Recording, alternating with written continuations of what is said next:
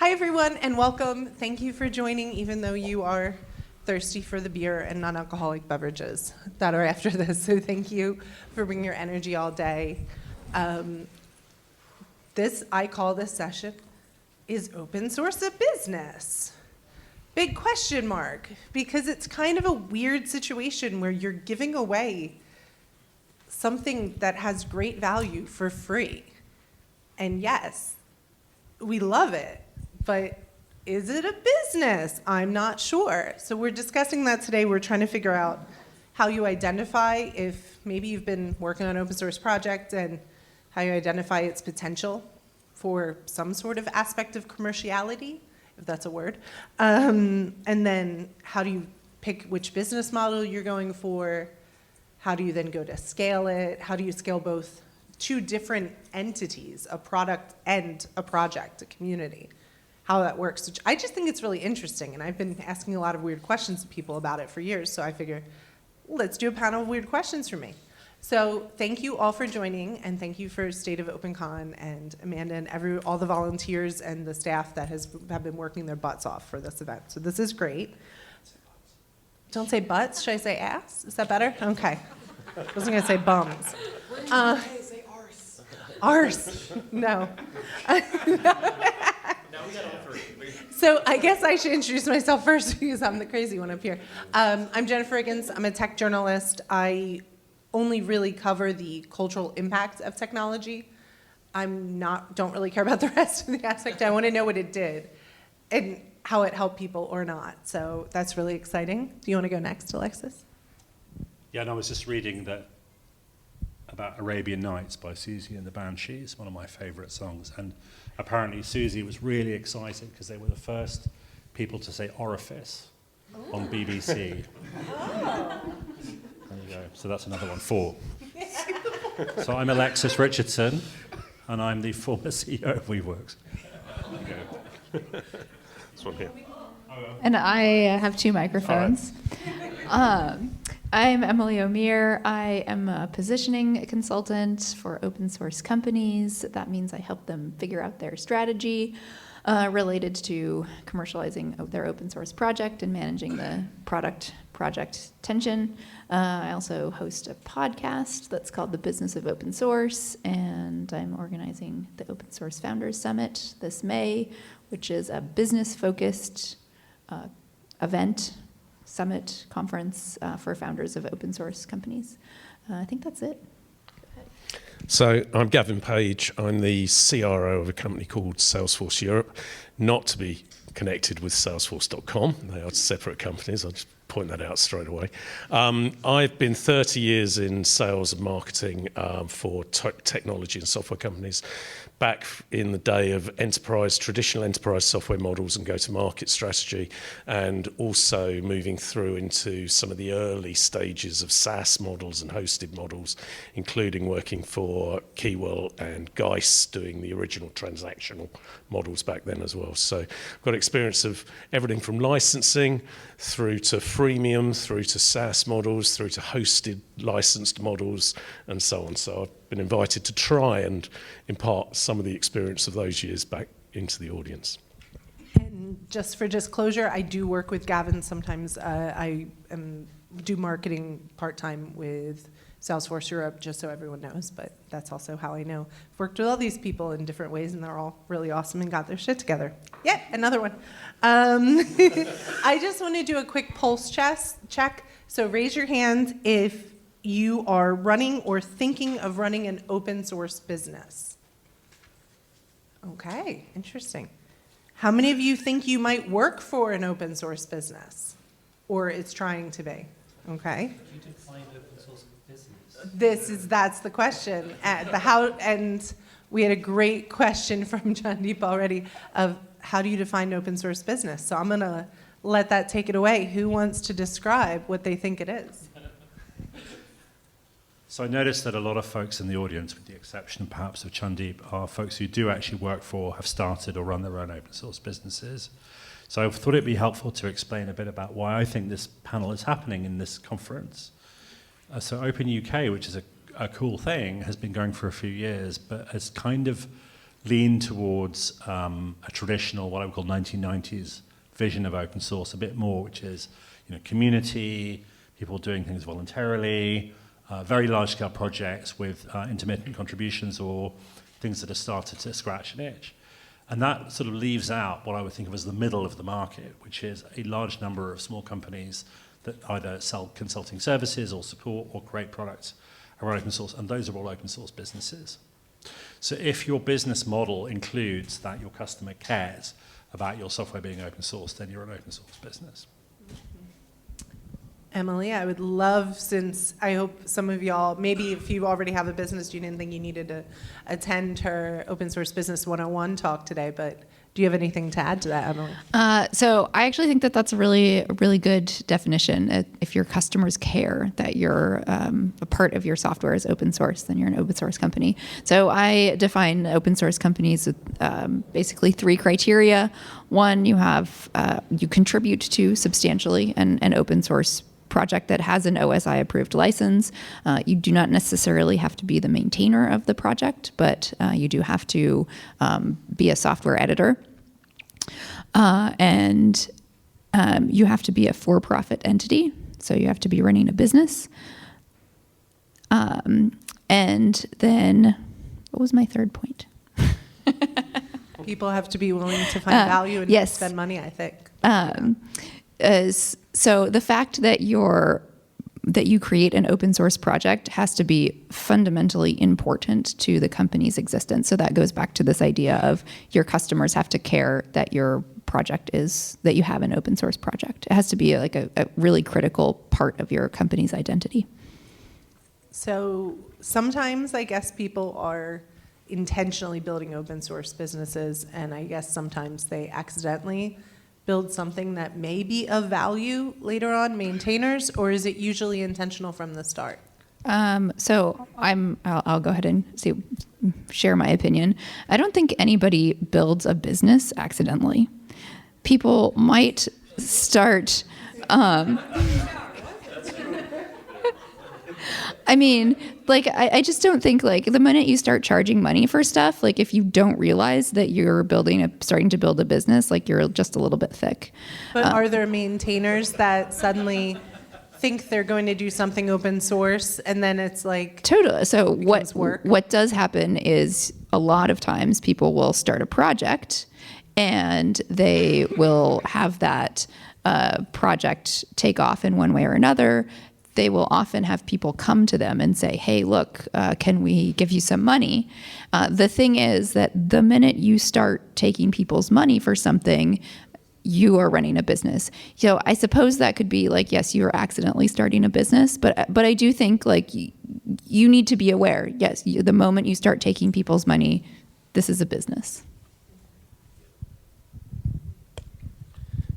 Yeah, and I think it was really interesting when we had a pre-discussion about the panel. Emily reminded me that actually it's an open source project, it's not an open source product. And a product's something that comes off the back of whatever that project starts off, but is the bit that you're commercializing. So I think, whether a product is a service that's packaged in some way or whether it's a piece of software or whatever it is, I think that's the bit which you can differentiate between the open source project and the product that sits behind it. Because that's the bit that you're going to market with, and how you go to market with that will determine what your business model looks like and so on. So, and there are lots of ways of commercializing open source, whether open source is the core and you're bundling services around it, whether you're adding additional technology to it, or you're doing things like producing, and there's a mapping company that produces loads and loads of mapping libraries, and then they commercialize the libraries, but all of the libraries themselves are open source and available to anybody to use. So often you'll be on a website and not even know that library's used. So again, it's about thinking about how you're going to commercialize that into a product, and I think that also dictates the differential between a project and a business. So I would say that we can look at normal software businesses to learn what software businesses are like. Largely they have a kind of contract, which is usually called a license, and that contract exists between the user of the product and the maker of the product. and it consists of a set of obligations and promises between the two parties. So, for example, the user might promise not to use it outside of a certain restricted set of numbers of instances, or the maker might promise to provide an update. And there's a very big difference between writing some software, putting an Apache license on it and sticking it on GitHub, and then writing a contract to you, for example, that says, I will send you an update every 6 months. And that's an example of a business contract that exists in software. It's not a technical contract. It's a physical obligation in the real world, in fact. So that makes it into a software business, and that is why you're now in a business. And then the piece that wasn't mentioned, which I think is worth mentioning, is what happens when you transition from being a single underpants gnome to several. And that's when you decide that you're going to share work, or you're gonna pass this along to your friend who might become your employee next week. They haven't realized it yet. That I really want to go on holiday, but I've got HSBC jumping up and down saying this thing needs to be patched next week. Can you do it? I'll pay you 500 quid. Now you're a CEO. Do we recommend that, though? Are there risks? Is open source necessarily a good model? What are the benefits of creating an open source business versus what are the unique challenges?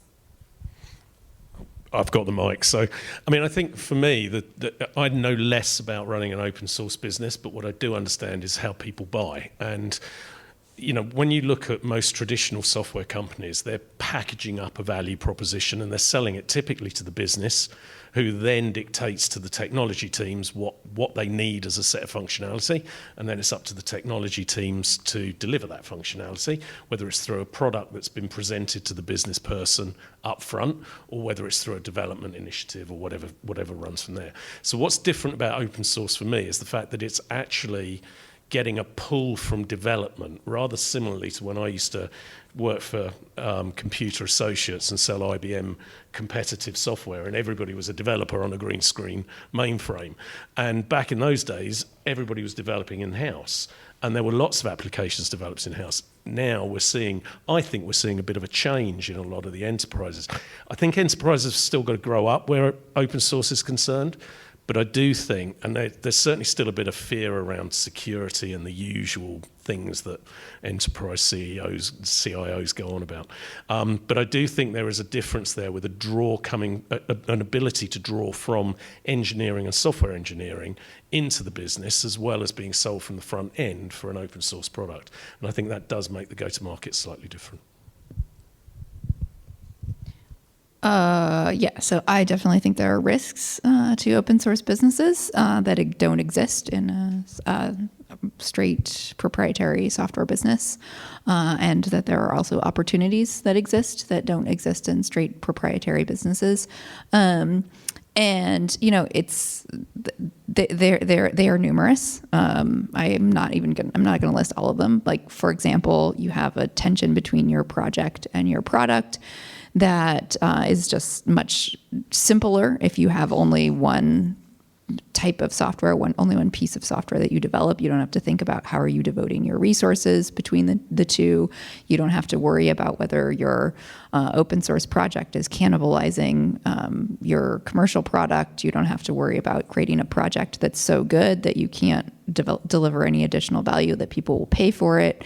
You don't have to worry about how permissive your license is, and does this mean that you're going to have competitors. But then there's also opportunities related to transparency, related to a go-to-market motion that's very different, relating to getting feedback on your project and on your product and developing a community. But you know, there's risks in everything. It's just it's a different approach, and I don't think that you can say one is better than the other. What was the question? The challenges and benefits of That's open the big source. question. Yeah, Okay. that's a big question. So I think that you need to remember that, among other things, open source is a distribution model. So you are basically saying that there should be low friction distribution for your software.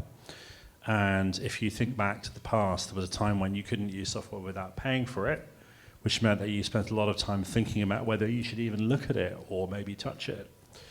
It's a bit like, computer games. Remember, then we would have to go and buy computer games. You do a review. Am I going to give this game to my cousin for Christmas? Maybe I should give them the other game. I need to ask their sister if they like this game. All of that goes out the window when it's free. And the other thing is that other people can distribute it for you, so they can tell their friend, hey, this is really cool, I loved it, you do it too. And this, if you get things right, you can have this incredible free distribution world. And this is also how there are other industries where things happen that are very similar, like music. So those of us who are very, very old here will remember Arcade Fire. There was no need for that, was I there? know. I'm just trying to wake Stephen up. Just shrivel up and die, I guess. But Arcade Fire were interesting because they did have a free quasi-taping distribution model when they were sort of in their cool hip phase before they became a super band. And that was kind of like how tapes got distributed in the actual past when I was young. But this whole idea of you hand things for free to your friends, or you tell people you should use this to solve your problem, which might be go out dancing, as opposed to write some database software. It's a very fundamental human thing, and that distribution power should never be underestimated for any business whatsoever. And it can only really be compared to the power of companies like Facebook and Microsoft in terms of instant reach.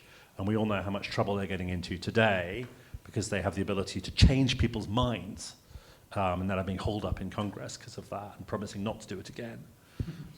So that's really powerful. If you can do that with open source, that's fantastic. On the downside, there is obviously the flaw of the open source model, as you call it, is that you make no money from your software, which can be a pain if you have to pay people. There's also humanity benefits, I think we can say, in helping people access. There are moral benefits or ethical benefits from having an open source company. There's also an argument it's more secure because there's more eyeballs if you have a lot of... When Russia invaded Ukraine, I was very amused to see that some Russian hackers, maybe these Ukrainian hackers, got a hold of some Russian satellites that they'd owned, and they were publishing photographs on the internet. We've owned your satellites, you fuckers. And they were all Apache WSO2 web server. So there's your benefit for humanity and your security. But they cracked it, didn't they? They did. So I actually don't believe that open source, particularly open source businesses, are either more ethical or more moral. Do they think they are? I think often they do think that they're more ethical or that they're more moral. I think that being open source is ethically and morally neutral. And I feel like there's a lot of people that will talk about open source as if and actually I'm going to keep the focus on open source businesses that sort of get on a high horse about open source businesses being morally superior, and I just don't believe it. I think it's neutral. I mean, most hackers and viruses are open source, I believe. So you publish your code on the internet, you say, this is how to break into somebody's computer. Feel free to take it and make it worse. So, Isn't most open source the code on the internet? Is most code people are using open source? It's just publicly available. so your opinion about your open source project is one thing. Your desired opinion from your customers about the product you're producing needs to be another. And I think that's the other thing. Sorry, open source project, should I have said? But I think if you're looking at how you go to market with that product, if you believe and want to position that product as something that's ethically and morally better because it's based on an open source framework of some kind, then great. I mean, if that helps you differentiate to your market, there's nothing in theory wrong with that. It doesn't make you ethically or morally superior just because you've decided to market that way. It's just how you're taking it to market. So I just wanted to say that it's also important to remember that open source does not have a universally good reputation, particularly, incidentally, among software engineers. Now, we all are open source fans, and if you stay in the open source bubble, you can think that everybody loves open source. But then if you talk to the parents of your daughter's friend who happen to be software engineers, and you say that you work with open source companies, and then there's a pause and they're like, oh, yeah, that shit fucking sucks. Or this has happened to me, and on multiple occasions. So just to keep in mind that some people, when you say open source, they think shitty user experience, super buggy, poor design, and they unreliable. I mean, like the list goes on. You get what you pay for.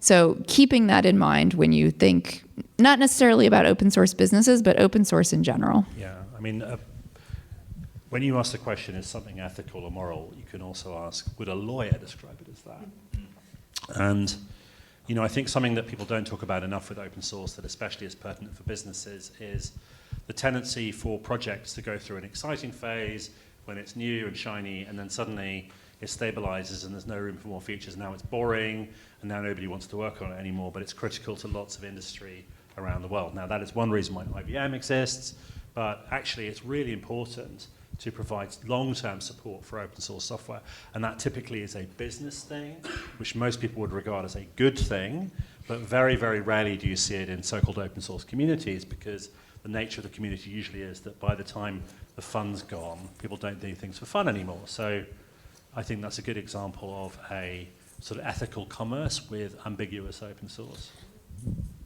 It's all very ambiguous, isn't it? I would say, though, that the same problem, you watch the same problem with traditional product companies as well. You think about the SaaS companies, you know, I mean, I've sat in so many San Francisco offices with free beer, free food, everybody whooping and hollering around the room until they get to around about 50 or 60 people, and the VC funding starts drying up. And then you start thinking, shit, how are we going to pay everybody?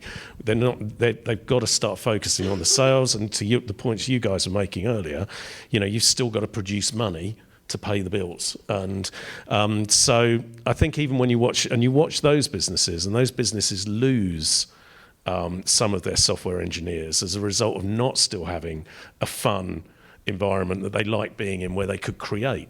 And I think that's one of the things that where open source does have a role to play in perhaps some bigger businesses and bigger corporates, where they can use it as a way to entertain and engage people and still make it exciting for them, taking open source things that become developed internally for the right reasons. It's a zero interest rate phenomenon.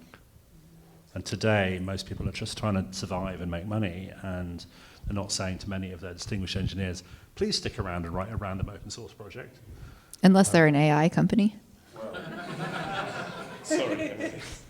I don't agree with that, and the reason I don't agree with that is because if you're talking about tech companies, possibly yes, that might be true, but I think if you're talking about the opportunities that sit within large corporates who are trying to engage those engineers and struggle to engage them against exciting startup tech companies, then maybe creating that startup environment is the right thing to do for those organisations to recruit or to retain people by giving them that opportunity to work in a different way.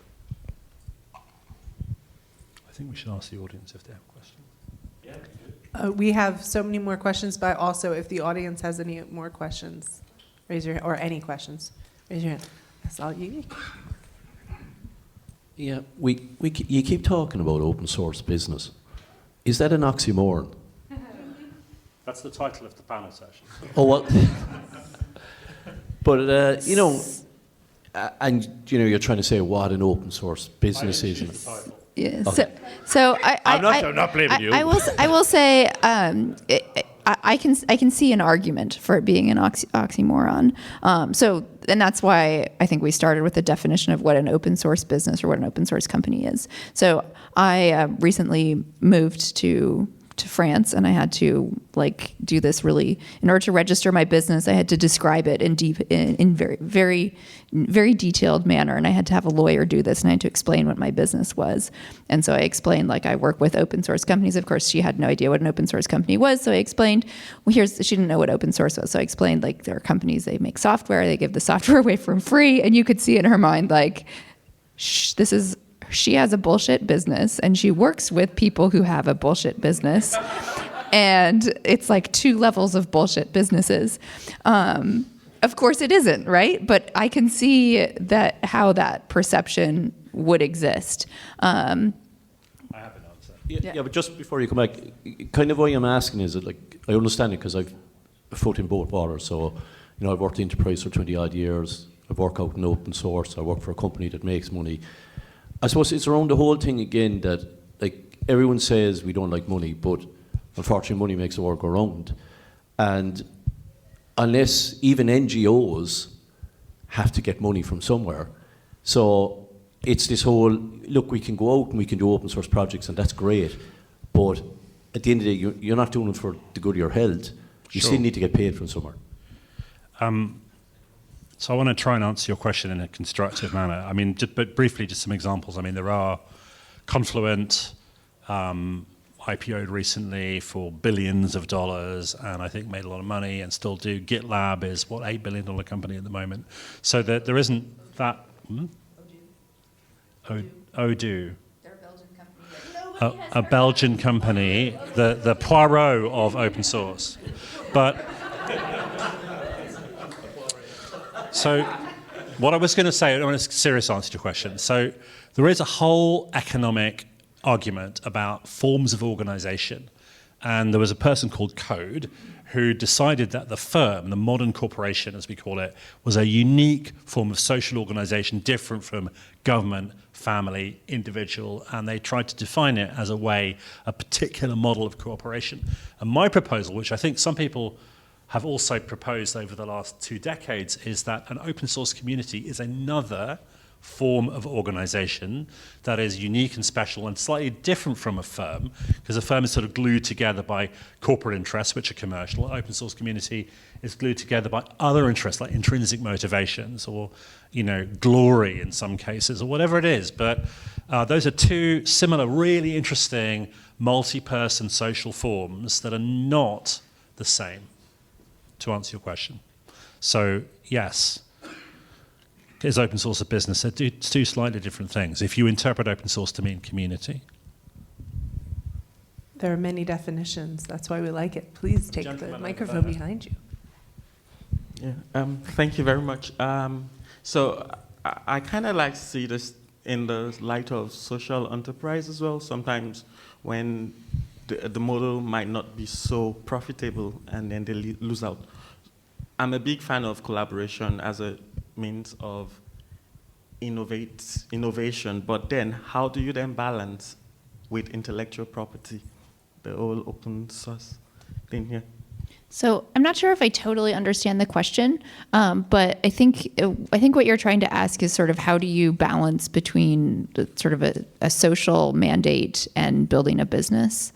And what I would say is that any business is going to make decisions, and not all of those decisions have to be geared towards maximizing profits.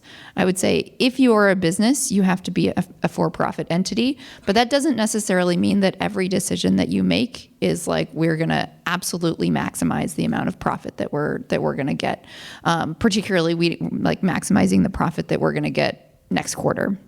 Maybe because you're making a long-term investment, maybe because you have some sort of other goals that you're working towards. Now, if you get funding from a VC firm, you are going to operate under different constraints, but you can have a perfectly successful, financially sustainable business that does not necessarily maximize only profits. So whether it's open source or not. Sorry, do you lose the intellectual property? Do you lose the rights of things on the open source? Do you lose the intellectual property? Yeah, go ahead. There's lots of different models. With the CNCF, which some people in the room have worked associated Cloud with. Native Computing Foundation. The Cloud Native Computing Foundation, which is part of the Linux Foundation. So that the Linux Foundation asks you to participate by letting them have the copyright and trademarks for a brand of a project. So with Kubernetes, or Envoy, or Prometheus, which are three well-known projects there, or Linux itself. I think the Linux Foundation owns the trademarks and copyrights, which they try and use in a benevolent way, talking about your ethics thing earlier, to stop people doing bad things around that and corrupting the brand. But a lot of the other rights remain with the community. And something that is interesting is that currently the copyright regime around code is that an individual developer will write some code and contribute it to, for example, Kubernetes, using a license model called DCO, which is Developer Certificate of Origin, which basically says, I own the copyright of this, but I allow it to be used in the community. So the intellectual property rights in law stay with that developer, yet are considered to be part of a collective. So that's unusual, but there are many, many other models as well. On your point about social enterprise, you can imagine open source social enterprises or closed source social enterprises. I would also recommend that you look at a B corporation. It's a very interesting, relatively recent thing. There are even VCs that are B corporations, yet to be a B corporation, yes, I know, you have to claim and possibly stand behind the idea that there is some element of social good behind what you're doing. There you go. But just because it's a business doesn't mean it does good. Just because it's open source doesn't mean it does good. Tommy? Sorry. Hi. I have an interesting question. Like, I used to work for HashiCorp for a couple of years, and obviously we all know that they changed some licenses. Like, I've been there. No, I'm assuming everybody knows. I mean, I'm not there anymore. So, but the thing is, like, what is... I just want to ask, like, what do you think a company like that... Like, HashiCorp has been very... What do we think of a company like HashiCorp? No. But not HashiCorp. I'm sorry. I have ADHD, so I'm trying to, like, formulate my sentence very concisely. Before I started at HashiCorp, I was very much like, okay, they're like the epitome of open source, you know, like the forefront, like, oh, all these projects are awesome, everybody can use it for free. And then when I was working there, it was very awesome to be like, you know, at this sort of bit more into like a company that has done it well. But when they announced the license changes, when I obviously was already not there anymore, I was actually kind of shocked. So I'm kind of wondering, what, first of all, what's your opinion, and would you have done something similar? And what could they have done differently to not piss off literally everybody in the community? Ooh. And just to add, just because you adapt one business model or one licensing model in open source, are you stuck with that forever? Not necessarily, as Dom has just pointed out. Okay, so I want to address your second question first. Your second question was, what would you have done?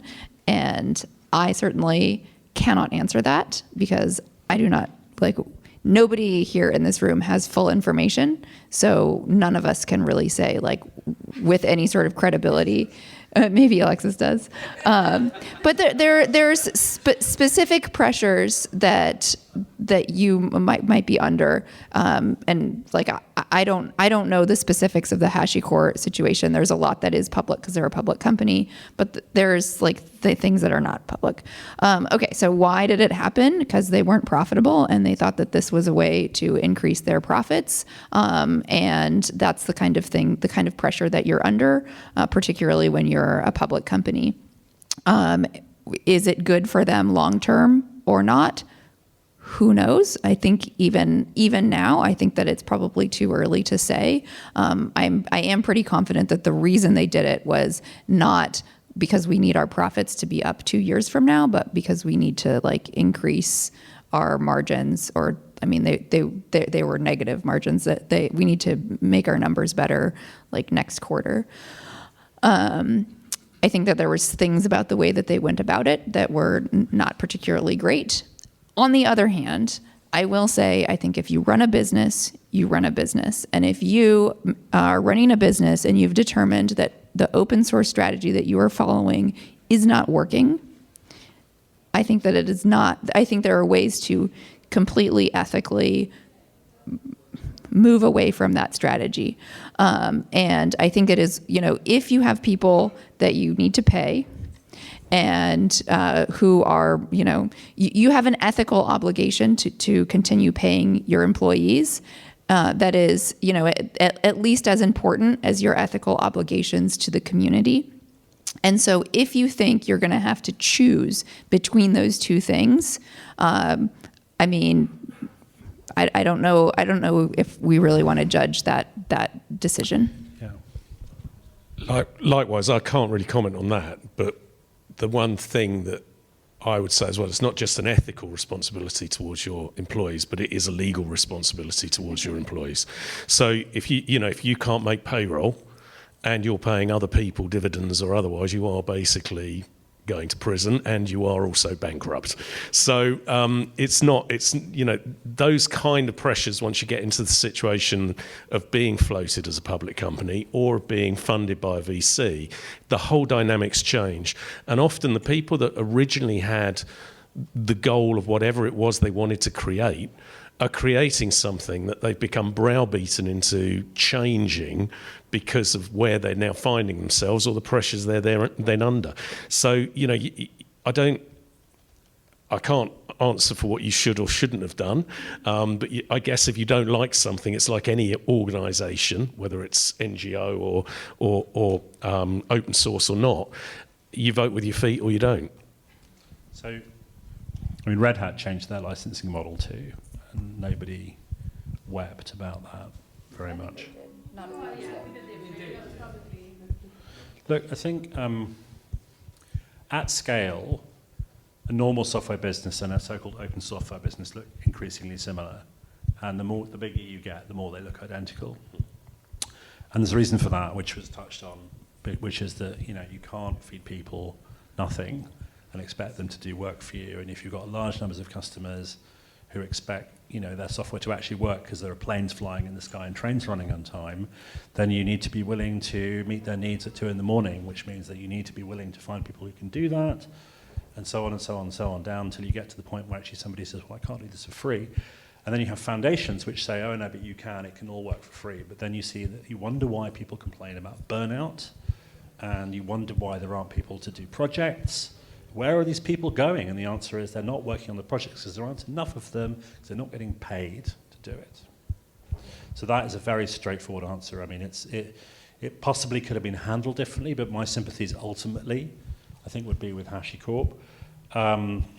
Maybe they could do something differently with upstream Terraform and make it more like Linux. That would be different. But to actually get customers paying for products, which is the only way to sustain their business, they've got to have a place where things transition from free to paid. I think the other thing I wanted to add is that often as you get bigger, the amount that people care, that your customers care that you're open source, tends to decrease, because you already have a bunch of credibility. You have all these logos. People don't care as much about inspecting your code, and so the value of your open source project to the business, to your business goals, decreases. That's actually... Wait, I'm cheating. I'm giving Stephen the last question, even though we should stop now.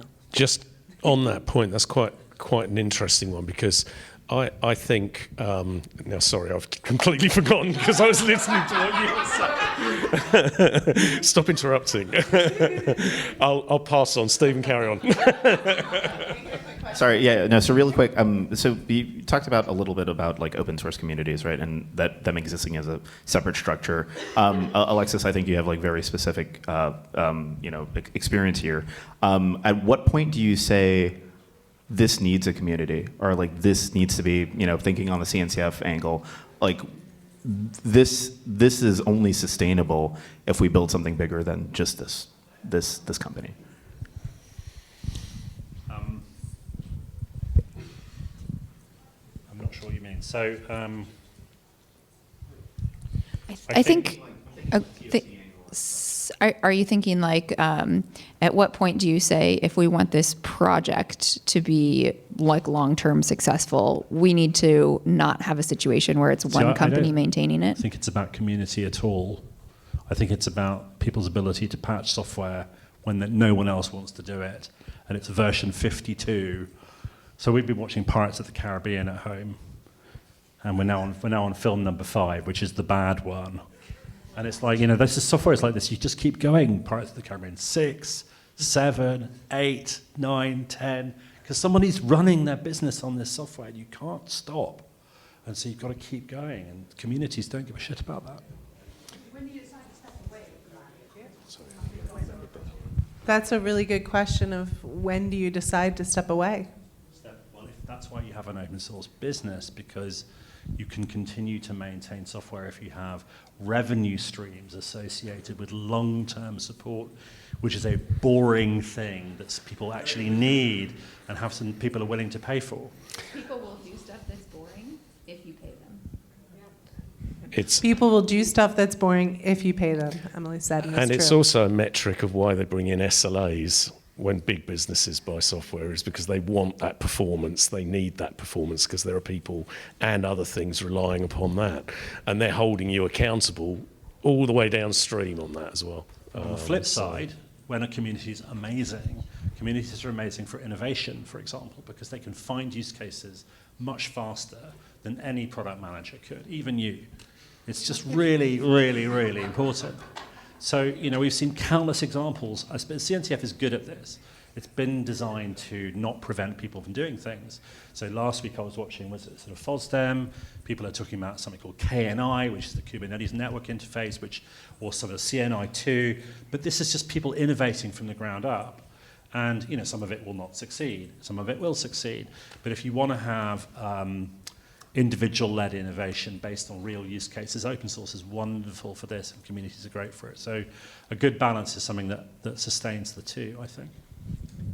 Thank you very much for being an excellent audience. Thank you to Gavin, thank you to Emily, and a special thank you to Alexis for all you've done with Weaveworks. We saw everyone, it means a lot.